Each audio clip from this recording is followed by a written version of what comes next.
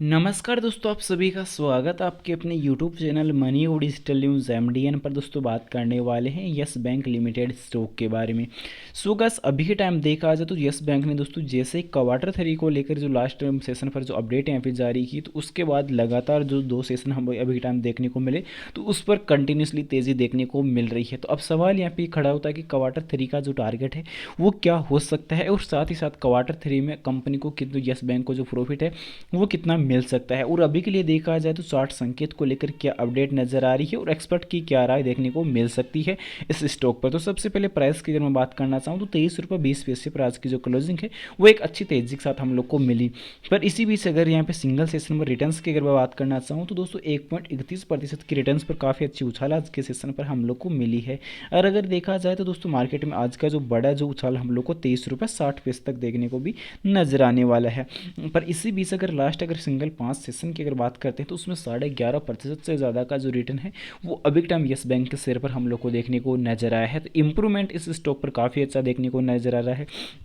क्योंकि दोस्तों मैंने आप लोगों को पिछले टाइम बताया था कि एक्सपर्ट की जो राय निकल के आई थी कि ये स्टॉक अगर यहाँ पे 23 रुपये प्लस को अगर क्रॉस करता है तो स्टॉक की जो प्राइस है, फिर दोस्तों अगर देखा जाए तो क्वार्टर 3 तक इस स्टॉक की प्राइस का जो लेवल है वो 28 से लेकर 32 तक यहाँ पे इंक्रीज हो सकता है। तो अभी के लिए देखा जाए तो जो इस प्रकार यहाँ पे एक्सपर्ट की जो राय निकल के आई थी 23 रुपये से ज़्यादा का जो स्टॉक है वो ऑलरेडी जंप कर चुका है, 23 रुपये 75 पैसे की प्राइस को ऑलरेडी क्रॉस कर चुका है। तो अभी के आंकड़ों को अगर देखा जाता है तो दोस्तों स्टॉक पर अभी जो तेजी है वो इस लेवल की अगर देखने को मिलती है तो 28 से 32 का जो आंकड़ा है वो जल्द ही क्रॉस हो सकता है नेक्स्ट वीक के अंदर। क्योंकि दोस्तों अभी के लिए देखा जाए तो क्वार्टर 3 को लेकर जैसे स्टॉक में दोस्तों जो अपडेट यहाँ पे निकल के आई, तो स्टॉक में जो जंप है वो कंटिन्यूसली बढ़ा और एक इंप्रूवमेंट की तरफ जो तेजी थी वो बढ़ती हुई हम लोग को नजर आई है। अब दोस्तों इसी बीच अगर यहाँ पे येस बैंक को लेकर जो अपडेट आज निकल के आई थी उसमें ये देखने को मिला था कि येस बैंक के तीसरी तिमाही के बिजनेस अपडेट साझा किया है। स्टॉक अपनी उस स्तर पर कारोबार करने के लिए पलटाव करता हुआ नजर आया है। अब यूस बैंक में देखने को मिला कि येस बैंक में अच्छी खासी तेजी तो मिल रही है, पर अभी के लिए देखा जाए तो तीसरी तिमाही के अपडेट के बाद बुधवार को दोस्तों जो तेजी थी वो गिरावट के साथ मार्केट खुला था। पर आज जो देखने को मिला एक अच्छी तेजी के साथ मार्केट खुला और अच्छे तेजी के साथ ही आज क्लोज हुआ है। तो इससे ये पता चलता है कि स्टॉक में दोस्तों वर्दी तो हो रही है, पर अगर देखा जाए तो निजी ऋणदाताओं को अगर देखा जाए तो पिछले 52 सप्ताह के निचले स्तर से लगभग दोस्तों जो 65% का लाभ अभी के टाइम इस स्टॉक में देखने को नजर आया है। तो अभी के लिए देखा जाए तो स्टॉक में धीरे धीरे रिकवरी अगर हो रही है तो कंपनी का जो कर्ज है वो धीरे धीरे पिछले टाइम से जो बढ़ रहा था उसमें अभी टाइम कटौती होती हुई नजर आ सकती है। पर पिछले टाइम दोस्तों येस बैंक में जो गिरावट की जो वजह बनी, कंपनी जो येस बैंक में जो लॉस का जो रीजन यहाँ पे बना, उसको लेकर अगर देखा जाए तो सबसे पहले बड़ी अपडेट जो निकल के आई है। तो दोस्तों अभी के लिए देखा जाए तो बैंक डूब गई, भारतीय के दो प्रमुख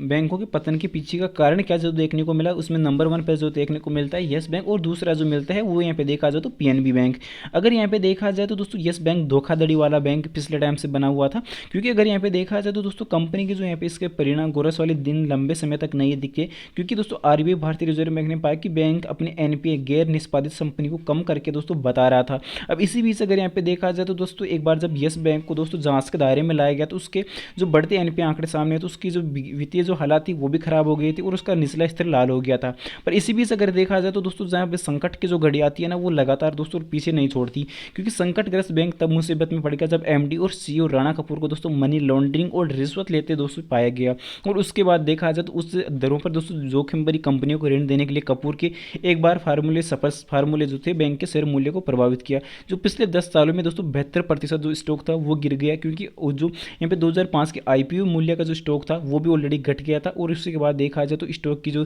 रेटिंग टूल थी वित्त वर्ष 2017 के अंदर अपने स्टॉक रेटिंग में गिरावट के संकेत दिखाना स्टार्ट कर दिया था। तो यही बड़ी वजह थी येस बैंक के दोस्तों लॉस की और सबसे बड़े घाटे का सौदा बनने की। तो अभी के लिए देखा जाए तो रिकवरी अगर धीरे धीरे अगर होती है तो मार्केट में जो रिकवर है, मार्केट में जो पैसा है शेयर होल्डर्स का वो यहाँ पे देखने को जल्द मिल सकता है। क्योंकि दोस्तों अभी के टाइम देखा जाए तो येस बैंक में डे बाय डे में उछाल काफ़ी अच्छा देखने को मिल रहा है। पर इस बीच अगर देखा जाए तो कंपनी में कुछ जो खामियां मेरे को जो लग रही है कि कंपनी का जो कर्ज है वो ज़्यादा देखने को मिल ही रहा है। पर अभी के टाइम येस बैंक की जो प्रॉफिट की जो ग्रोथ है वो अभी के टाइम 25% के आसपास नेगेटिव देखने को मिल रही है, और प्रमोटर्स की जो होल्डिंग है वो भी टाइम काफ़ी नेगेटिव देखने को जो 0% की देखने को मिल रही है। साथ ही अभी के टाइम येस बैंक का जो पी रेशियो है वो 2.70 से नीचे का भी देखने को मिल रहा है, जो नेगेटिव आंकड़ों पर देखने को मिल रहा है। अब इसी बीच अगर यहाँ पे देखा जाए तो येस बैंक को बार बार प्रॉफिट होता है पर डिविडेंड पे आउट नहीं करता। जो अभी टाइम देखा जाए तो ब्याज अवरेज अनुपात जो है वो भी कम देखने को मिल रहा है। सेल्स की जो ग्रोथ है पिछले 5 सालों में 2.29% गिरी, और इसी बीच अगर देखा जाए तो इक्विटी पर जो रिटर्न है पिछले 3 सालों में 1.72% कम दिया है।